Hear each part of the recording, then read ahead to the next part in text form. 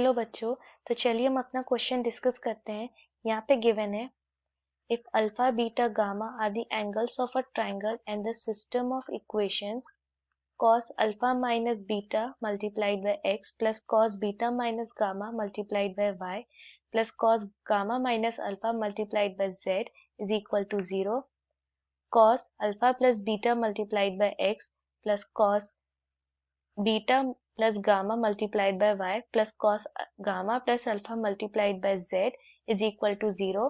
Next equation है sin alpha plus beta multiplied by x plus sin beta plus gamma multiplied by y plus sin gamma plus alpha multiplied by z is equal to 0 has non-trivial solutions, then triangle is necessarily option A है equilateral, B है isosceles, C है right angled और D है acute angled।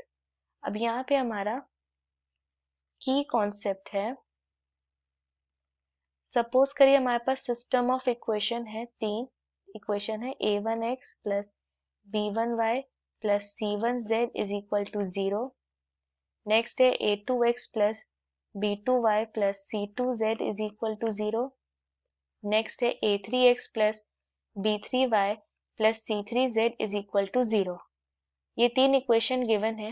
मान लीजिए हमारे पास non trivial solution है, देन इन ये कोफिशिएंट का जो डिटर्मिनेंट हमें मिलेगा like this, we will frame the coefficient of determinant of coefficient. इसकी अगर हम वैल्यू फाइंड करेंगे तो इसकी वैल्यू 0 रहेगी। सो यहाँ पे हमारे पास तीन इक्वेशन गिवन है एंड नॉन ट्रिवियल सॉल्यूशन है। सो हम यही कॉन्सेप्ट यूज करेंगे। सो हम इनके कोफिशिएंट, हम डिटर्मिनेंट फ्रेम करते हैं कोफिशिएंट का। सो ये हो जाएगा cos alpha minus beta, cos beta minus gamma and cos gamma minus alpha. Next row में होगा cos alpha plus beta, cos beta plus gamma, cos gamma plus alpha. Then तीसरे में होगा sin alpha plus beta, sin beta plus gamma, sin gamma plus alpha. अब इस determinant की value 0 रहेगी। अब हम इसको एक्सपेंड करते हैं। सो रो R1 से हम एक्सपेंड करेंगे। सो पहला एलिमेंट जो है cos alpha minus beta multiplied by, ये जिस भी रो और कॉलम को होगा उसके एलिमेंट्स को छोड़ करके हम बाकी एलिमेंट्स को 2/2 के डिटर्मिनेंट में लिखते हैं। सो ये होगा cos beta plus gamma, sin beta plus gamma, यहाँ हो गया cos गामा प्लस अल्फा, ये हो गया sin gamma plus alpha, plus next element है cos beta minus gamma multiplied bye remaining elements हुए cos gamma plus alpha, sin gamma plus alpha. फिर यहाँ हम यहाँ पे लिखते हैं नेक्स्ट कॉलम को। So cos alpha plus beta, sin alpha plus beta, plus last element है cos gamma minus alpha. So ये हुआ cos alpha plus beta, sin alpha plus beta, cos beta plus gamma, sin beta plus gamma which is equal to 0। अब यहाँ पे 2/2 के determinant को solve करने के लिए इन दोनों का मल्टीप्लिकेशन माइनस इन दोनों का मल्टीप्लिकेशन, तो हम इस डिटर्मिनेंट को लिखते हैं। सो ये है cos alpha minus beta multiplied by, ये हो जाएगा cos beta plus gamma multiplied bye sin gamma plus alpha minus, ये हो गया cos gamma plus alpha multiplied bye sin beta plus gamma. पहले हम इस वाले टर्म को सिर्फ देखते हैं। सो ट्रिग्नोमेट्री में क्या है कि sin A multiplied bye cos B minus cos A multiplied by sign B, ये होता है हमारा साइन A माइनस बी। सो यहाँ पे A को हम सपोज करते हैं गामा प्लस अल्फा और B को सपोज करते हैं बीटा प्लस गामा। सो इनका सब्ट्रैक्शन होगा, so gamma plus alpha minus beta minus gamma, ये हो गया अल्फा माइनस बीटा।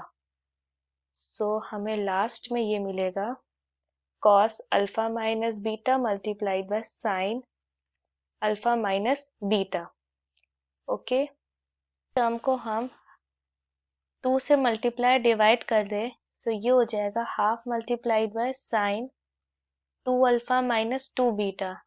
सिमिलरली इस टर्म का और इस टर्म का भी अगर हम निकाले, सो हमें एंड में मिलेगा, ये हो जाएगा हाफ मल्टीप्लाइड बाय ये साइन, तो ये होगा sine 2 alpha minus 2 beta plus sine 2 beta minus 2 gamma plus sine 2 gamma minus 2 alpha which is equal.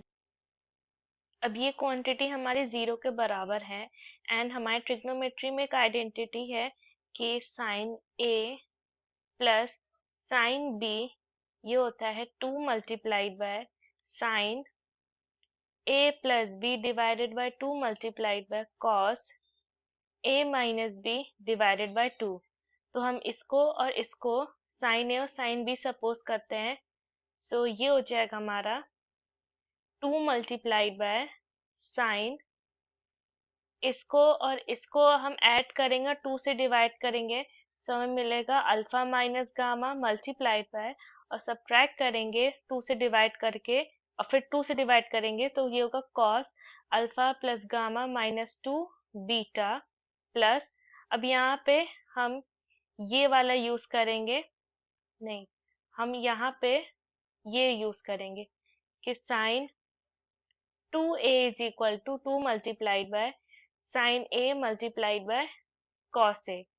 सो ये हो जाएगा 2 multiplied by cos gamma minus alpha multiplied by sine gamma minus alpha is equal to 0। अब हम सबको पता है कि sine minus A is equal to minus multiplied by sine A। So हम यहाँ पे इसको इस तरह से लिख सकते हैं minus multiplied by alpha minus gamma, so ये वाली वैल्यू नेगेटिव हो जाएगी, सो इसे सिंप्लीफाई करेंगे, सो ये हो जाएगा 2 multiplied by sine alpha minus gamma multiplied by cos alpha plus gamma minus 2 beta minus cos gamma minus alpha is equal to 0। अब cos A minus cos B ये होता है हमारा minus 2 multiplied by sine A plus B divided by 2 multiplied by sine A minus B divided by 2।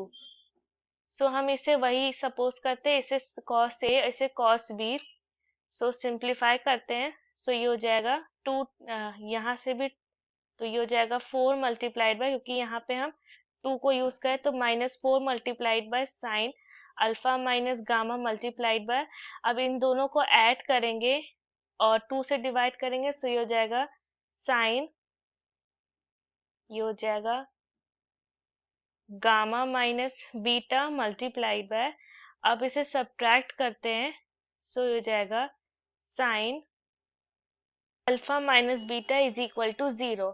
अब यहाँ पे ये सब 0 है, सो इससे हमें मिल सकता है कि ये या तो sine alpha minus gamma is equal to 0 और sine gamma minus beta is equal to 0 और sine alpha minus beta is equal to 0। So ये 0 हो गया, it means that alpha minus gamma is equal to 0 और gamma minus beta is equal to 0 और alpha minus beta is equal to 0. So this implies that either alpha is equal to gamma or gamma is equal to alpha beta और beta is equal to alpha, means हमारे कोई दो angles बराबर है, it means हमारे कोई 2 sides हमारी बराबर है। सो यहाँ पे जो हमारा ट्राइंगल हो गया वो हमारा आइसोसलेस हो गया। सो जो हमारा आंसर है वो हमारा ऑप्शन बी हमारा करेक्ट आंसर है। I hope the concept is clear. Thank you.